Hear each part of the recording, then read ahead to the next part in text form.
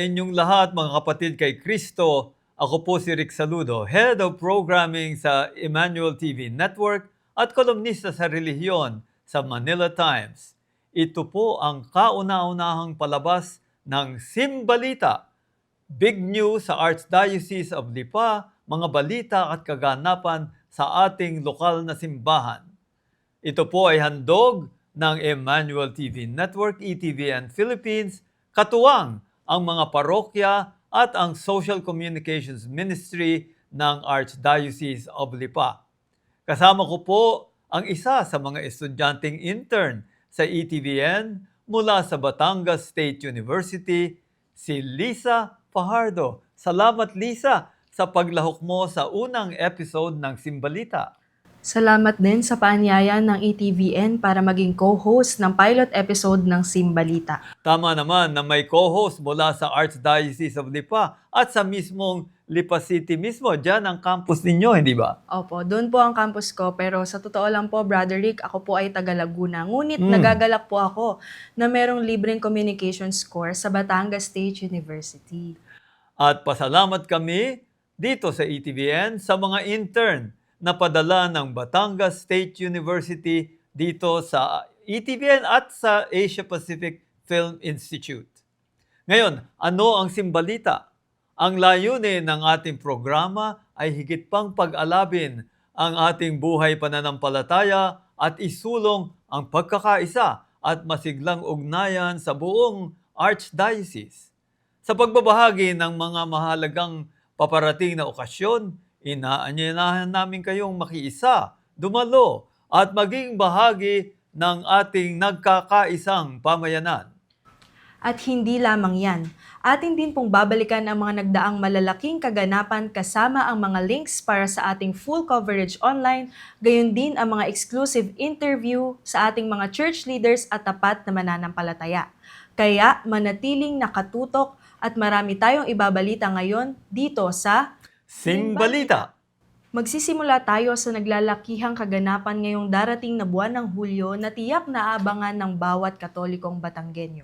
Una po, ang Feast of Our Lady of Mount Carmel, July 16, ngayong darating na Hulyo 16. Makikiisa tayo sa pagdiriwang ng kapistahan ng Our Lady of Mount Carmel sa mismong simbahan ng Mount Carmel sa Lipa City. Sa araw na ito, tradisyonal na natatanggap ang mga deboto ng brown scapular, ganito po, na igagawad ng mga kaparian. Ito ay paalala ng pangako ng ating mahal na ina na ang sinumang tapat na magsuot ng banal na telang ito ay ililigtas sa walang hanggang apoy ng impyerno. Alamin natin ang mas malalim na kahulugan ng debosyong ito sa isang panayam mula kay Sister Mary Fides Realubit ng Simbahan ng Mount Carmel sa Lipa. Magandang umaga, ako po si Sister Fides ng Lipa Carmel. Ako po ay narito ngayon sa Tagaytay, sa Holy Angels Retreat House bilang isang delegado or delegate para sa assembly sa synodality ng ating archdiocese. Maaring nagtataka po kayo bakit ako narito bilang isang mongha. Kami po ay inibitahan ng Arsobispo bilang kabahagi ng local church kahit kami po ay cloistered nun. Ako po ay inatasan maging isang synodal team for this activity of the local church. Ako rin po ay nag-aanyaya sa mga kadalagahan na nais mag-discern ng kanilang bokasyon, lalong-lalo na sa contemplative order dito po sa Lipa Carmel. Maaari po kayong tumingin sa aming Facebook page, Lipa Carmel, or sa TikTok. Kami po ay nasa TikTok, Carmelites Lipa. Ang email address po namin ay lipacarmel@gmail.com. Maraming salamat po at patuloy po namin ipinagdarasal ang inyong discernment at kayo po ay inaanyayahan namin. Salamat po. Tuloy naman tayo sa Feast of St. Mary Magdalene Parish. At ito po ang pagdiriwang sa July 22 ng kapistahan ni Santa Maria Magdalena sa San Pascual. Lisa, alam mo ba kung bakit ang apostol sa mga apostol ang tawag kay Santa Maria Magdalena? dahil siya ang pinagkitiwalaan ng Panginoon na maging unang saksi sa kanyang muling pagkabuhay at sinugo upang ipahayag ito sa mga kalalakihang apostol. Kaya huwag niyong kalilimutan, Hulyo 22 sa parokya ng Santa Maria Magdalena sa Bayanan, munisipyo ng San Pascual, Batangas. At ang ating pangatlong kapistahan ay sa St. James the Greater Parish o Santiago, na ito ay gaganapin Hulyo 26 at ito ang bayan ng Ibaan kung saan tayo makikidalo, makikipiesta sa Santiago Apostol. At ito po ay pinangangasiwaan ng Oblatos ni San Jose at ito po ay Oblates of St. Joseph sa wikang Ingles. Si Santiago ang isa sa mga unang apostol na tinawag ni Jesus, kilala sa kanyang katapangan sa pangangaral. At narito ang kanilang kura paroko, Padre Eduardo Carandang, upang anyayahan tayo sa kanilang piyesta. Magandang araw po sa inyong lahat. Ako po si Father Ed Carandang, OSJ, ang kasalukuyang kura paroko ng St. James the Greater Parish sa Ibaan po. Ang aming pong patron ay isa sa mga apostoles ng ating Panginoon na ginawa ang kanyang misyon sa Espanya. At doon po ay nagkaroon siya ng marahil ay panghihina ng kanyang sarili, kaya aalis na sana siya doon, subalit siya ay hinadlangan o binigyan ng pag-asa ng mahal na Birheng Maria, kaya yung aming patron ay kasama ang mahal na Birhen ng Del Pilar. Kaya ang secondary patron po namin ay si Birheng Maria ng Del Pilar. Ngayon pong darating na July 25, ay magkakaroon po kami ng kapiyastahan. May mga misa po kami doon at yung culmination po ng piyesta ay sa ganap na ika-siyam at kalahati ng umaga. Kaya lahat po kayo ay inaanyayahan na makidalo sa piyestang aming gaganapin. At bago po doon ay may mga aktibidades po rin kaming ginagawa. Sa July 18, alas 4 ng umaga, ay magkakaroon din po kami ng Camino de Ibaan. At yun po ay gaganapin doon sa isang lugar sa Ibaan at sila'y maglalakbay o kami ay maglalakbay patungo sa Archdiocesan Shrine and Parish of St. James the Greater. Kaya kung sakasakaling gusto niyo na sumama sa aming pagkakamino bilang pagdidibosyon kay Poong Santiago, kayo pong lahat ay aming inaanyayahan at higit sa lahat, kinakailangan pong magpadala sa opisina ng aming parokya. Kaya maraming salamat po. Sana makadalo kayo sa aming gagawing pagpiesta, makipagdiwang at pagpalain ng Panginoon sa pamamagitan ni Santiago Apostol. Happy Fiesta po sa ating lahat.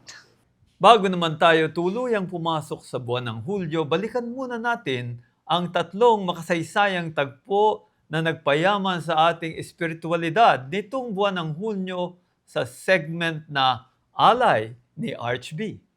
Noong Hunyo 19, formal nang binuksan ang bagong taon ng pag-aaral sa St. Francis de Sales Major Seminary sa Lipa sa pamamagitan ng Mass of the Holy Spirit. Ang ating mahal na Arsobispo Most Reverend Gilbert A. Garcera ang naging tagapagdiwang ng banal na misa. Silipin natin ang bahagi ng kanyang makabagbag damdaming humiliya para sa mga seminarista mula sa coverage ng Emmanuel TV Network. We gather under the light of the Holy Spirit, for it is the Holy Spirit who forms the church, builds communion, and prepares ministers for mission. When Pope Leo issued the new encyclical, the blueprint of his pontificate, entitled Magnifica Humanitas, I made a program for myself that every day, in my meditation, in my silent prayer, I have to read at least 2 or 3 paragraphs to interiorize what the spirit of the encyclical is telling me, to renew myself, to renew my understanding of the world today through the understanding of robotics, AI, and digitalization. Our formators, priests and lay people, they are just instruments our parents according to Ratio Fundamentalis, our parish priests are instruments wherein the Holy Spirit would work, shaping the human person. This truth is clearly revealed in today's readings. In the first reading, the descent of the Holy Spirit at Pentecost transforms the fearful disciples into bold witnesses. Pangalawang mahalagang pangyayari, ang malaking hakbang na ginawa tungo sa pagpapatupad ng synodality. Ang sama-samang paglalakbay na naganap noong Hunyo 22 hanggang 26 sa Angels Hills Retreat Center sa Tagaytay. Dito idinaos ang Archdiocesan Assembly on Synodal Transformation. Nagtipon-tipon ang mga kaparian, religyoso, mga laiko upang suriin ang takbo ng synodality sa ating archdiocese, talakayin ang mga hamon at balangkasin ang mga landas pasulong. Narito po ang mga tagpo mula sa opening speeches hanggang sa closing mass. At para naman sa ating mga kabataan, naging puno ng enerhiya at espiritu ng kapatiran ng Altar Service Sports Fest na ginanap sa St. Francis de Sales Compound. Silipin natin ang masayang kaganapang ito na hango sa opisyal na Facebook page ng Committee on Altar Servers. Mga kapatid, upang mas maunawaan natin ang bunga ng katatapos lang na Archdiocesan Assembly on Synodal Transformation, narito po ang mga panayam ko sa mga pinuno ng ating Archdiocese. Una, mula kay Chancellor Father Jason Alcaraz, matapos niyang iulat ang final document of the Synod on Synodality, at kasunod naman ang panayam natin kay Vicar General Monsignor Ruben Di Maculangan. Sa isang pag-uusap po, anong pinaka-importanteng sangkap nito o ideya dito sa synodality sa palagay ninyo? Base dun sa final document. Yung synodality na sama-samang paglalakbay. Ibig sabihin, sa simbahan, hindi lang mga pare ang kikilos. Dapat kasama din yung mga mananampalataya. Oo. Pero doon sa pagkasama-sama ng mga pare at mga mananampalataya, dapat andun din ang Diyos. Yan. At yun ang pinakamahalaga doon sa pagkasama-sama na yon. Ayan, maganda yung punto nyo yan. Sa panukikinigan, medyo napaisip ako dyan ng masusi dahil may mga parte ng mundo na parabang ating simbahan na natutuon, hindi naman masama, pero natutuon na sa boses ng tao, sa demokrasya, sa mga isinusulong ng iba't ibang pangkat, at parabang kuminsan nalalimutan ng Diyos. Ito pong bagay na ito, paano po natin masisiguro na ang Diyos hindi malimutan? Kasi yan po ang pwedeng mangyari, no? Diba, ang atin pong mga tao, marami silang mga inananais. At siguro matagal na nang inananais dahil siyempre may mga patakaran ng simbahan. How do we make sure that synodality will always be centered on God? Yung isang ini-introduce po ng synodality, yung conversation in the Spirit. Actually, hindi lang yun yung sharing of ideas. Hindi lang yung matutong makinig, kundi yung conversation in the Spirit, yun sana din yung gawing pamamaraan sa pag-uusap pag nasa parokya na, kapag nasa archdiocese, kung saan kapag nag-usap, magsasalita kayo, makikinig ako, tapos magsasalita ako, makikinig din kayo, pero may parteng tatahimik din tayo para pakinggan naman natin ano kaya yung sinasabi naman ng Espiritu Santo. Yun. Siyempre, hindi naman palaging kung ano yung sinabi natin ay yun na talaga yung gusto ng Diyos. Gusto ng Diyos. Kaya kailangan i-evaluate din natin yun eh. Kumbaga, kailangan natin na tingnan din yung scripture, salita ng Diyos. Tingnan natin yung 10 utos ng Diyos. Tingnan natin yung turo ng simbahan. Tingnan natin yung turo ng ating Panginoong Jesus. Doon natin, kumbaga, yun ang gagamitin nating batayan. Kung ito bang ating pinag-uusapan na ito, ay pwede nating talagang i-implement gawin sa simbahan. At sumusunod sa atas ng Diyos. Yan, nabanggit nyo yan, yung mga para bang sources o pagmumulan nitong pananaw ng Diyos. At siguro masasabi din natin, abay mahigit 2,000 taon na po ang simbahan. At may mga bahagi ng simbahan na nasa tradisyon na, nandyan na, sa mulat mula hanggang sa ngayon. Pihadong napakahalaga nun. Hindi sa basta pwedeng isa-isang tabi sapagkat siyempre yung mga tradisyon na yun, yun mga tradisyon na nagbunsod ng mga santo, nagbunsod ng mga pagyabong ng ating komunidad. Ngayon po, siyempre marami ho kayong tinukoy. Marami kayong tinukoy na iba't ibang mga bahagi, mga tuntunin ng final document. Ano po ang masasabi ninyong pinakamahalagang mga sangkap dyan? Kung ano ang pinakamahalagang mga punto na maaaring dapat unahin siguro o kaya bigyan ng pansin muna sapagkat ito ang kumbaga pundasyon, siyang saligan ng ating pagyabong sa synodality. Sige po. Yun, tulad po nung sinasabi ng final document, napakahalaga na makita yung kailangan muna yung conversion. Yung conversion. Bago baguhin yung sistema, yung mga programa, pamamahala, kailangan munang baguhin yung sarili. Yung kalooban, sabi nyo nga, conversion of the heart yung puso. Renewal of the heart. Pero syempre, may mga issue din naman na dapat bigyan ka din kaagad ng pansin. Ang isa kong nakikita dapat bigyan ng pansin ay yung pag tinignan natin yung church attendance. Okay. Pag tinignan natin, ang daming sumisimba, puno ng simbahan. Pero yun ay maliit na bahagdan lamang ng mga Katoliko kung tutuusin. Pero pag tinignan ninyo yung mga nasa laylayan, nasa barangay, marami pa pala yung hindi sumisimba.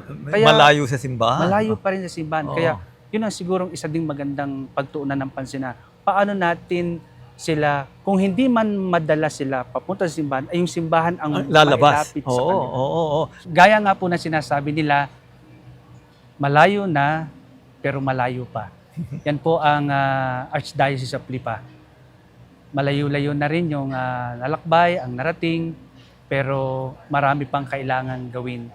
Kaya unang-una, nagpapasalamat po kami sa lahat ng mga lay leaders, mga religious, at syempre sa mga kapatid na pari na walang sawa at bukas loob na naglilingkod para sa kapakanan ng simbahan at para sa katatagumpay ng misyon na ipalaganap ang mabuting balita dito sa mundo, lalo tigit dito sa aming archdiocese. Marami pa po tayong dapat gawin, pero hindi po ito kakayanin ng arsobispo lamang, ng mga kaparian lamang.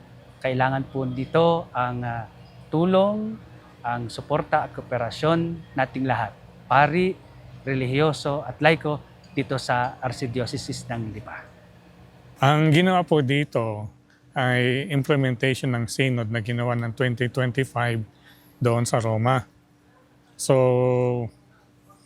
ang ginawa dito, nagdatingan talaga mga kalimitan, lahat ay kura paroko. Hindi na isama ang mga assistant, mga pastoral vicar, at yung head ng PPC, yung ng youth, at saka eskwelahan, mga member, yung mga principals, mga director. Para maging isang tunay na magkameron ng synodality. At ang 4-5 araw na karanasan ay napakaganda dahil nagkameron ng networking at ipinaranas talaga ang ibig sabihin ng synod. Dahil since 1965, nagkameron ng synod sa mundo at ang mga topic doon nanggaling sa mga obispo. And then, after so many years, gusto malaman ni Pope Francis kung ang mga nakalipas na synod since 1965 ay tunay na synodo, kung saan may participation, communion, mission. Eh ngayon, mula sa ibaba talaga ay naging continent, naging hanggang national, continental, then nakarating sa Roma. And mula then, sa ibaba, paakyat. and then ibinababa naman ngayon. Para sa 2028, talagang hihimayin ulit kung ano ng mga nangyari. At ito'y bahagi pa lamang ng first part ng implementation. Kaya nga sa mga susunod na taon, kami rin ang magpapangitan dito Oo. para merong continuity. At kung meron mang magpapalit ng mga leadership, ay dapat talaga ma-endorse sa kanila yung mga nangyari sa sinodong ito. Ang pinaka-importante talaga dito ay yung maranasan namin yung pakikinig at exchange of information. Dahil kung pag-uusapan namin yung maraming problems, kulang ng araw para masolve ang mga problema. No? At yun nga, habang ginagawa naman namin yun, nalalaman din namin kung ano mga needs ng diocese. Ano po ang lumitaw na para bang pinakamahalagang mga dapat gawin o dapat pagtuunan ng pansin matapos ang inyong pagpupulong? Sinabi lahat kanina ni RSB at medyo marami nga. Siyempre, lagi nandun na pamilya, yung eskwelahan, kabataan, mental health, yung corruption, Transparency din ho, nabanggit yan para sa accountability. Oo. Yun. Meron pa sa labas ng simbahan, meron sa aming ad intra. So talagang buong-buo. Oo. Matapos ang assembly, nagbigay ng mensahe si RHB para sa mga lumahok na clergy, religious at laity. Maraming salamat sa isang linggo ng pagtitipon ng mga kaparian, mga relihiyoso, mga laikong, leader, pastoral council, coordinators, mga kabataan, at napakadami ang sumama na sa pagdinilay nito kung ano ang synodal transformation. Kung kaya't naging lapat ang aming buhay dito sa Archdiocese of Lipa upang pag-aralan, pagnilayan, pagdasalan ang nangyayari sa Archdiocese of Lipa. At sa liwanag ng Ebanghelyo, nakita namin sa aming pagninilay ang kamay ng Diyos. Kung kaya't matapos ang 5 araw na ito, tayo nagpapasalamat sa napakaraming biyayang tinanggap ng ating mga kababayan, ng ating mga parokyano dito sa Archdiocese of Lipa. Pagpalain po tayong lahat na nanunood ng videong ito at sana po ipagdasal kami upang patuloy ang paglalakbay natin kasama si Jesus sa gabay ng Espiritu Santo. Isang napakayaman at mapagpalang simula para sa ating unang edisyon ng Simbalita. Nais po naming magpasalamat sa inyong walang sawang pagsubaybay sa ating pilot episode. Inaaniyahan po namin kayong lahat na dumalo at makiisa sa mga parating na kapistahan ngayong Hulyo. At tandaan po natin, ayon sa tradisyon ng ating simbahan, ang pagbisita sa isang parokya o simbahan sa araw ng patronal fiesta nito ay may kalakip na plenary indulgence o lubos na indulhensya basta't tapat tayong nangungumpisal, tumatanggap ng banal na komunyon at nagdarasal para sa intensyon ng Santo Papa. Huwag niyo pong kalilimutang abangan ang ating susunod na episode kung saan hihimayin naman natin ang mga panapanabik na kaganapan para sa buwan ng Agosto na ilalabas natin ngayong darating na Hulyo. Muli, ako po ang inyong lingkod na nag-iiwan sa inyo ng paalala. Ang balita ng simbahan ay balita ng pag-asa at pagkakaisa. Ako po si Lisa Fajardo ng Batangas State University. At ako naman si Rick Saludo ng ETVN Philippines. Maraming salamat po at pagpalain kayo ng poong may kapal. Hanggang sa susunod na buwan, dito lamang kami sa Simbalita!